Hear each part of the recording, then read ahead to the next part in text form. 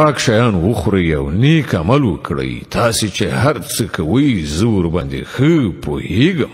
او دا ستاسې امت ایکې یو امت دی او زه ستاسې رب یم، نو له همدا ما څخه وویریږئ.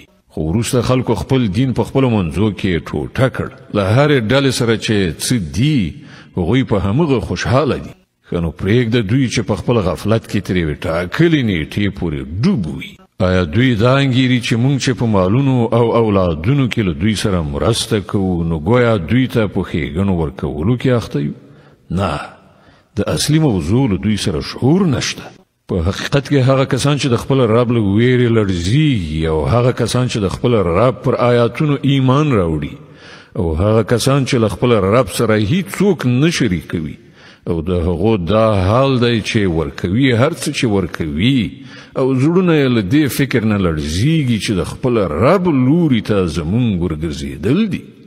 همدا خلک د ښېګڼو خواته ځغلیدونکي او د مسابقې په کولو د هغو ترلاسه کوونکي دي.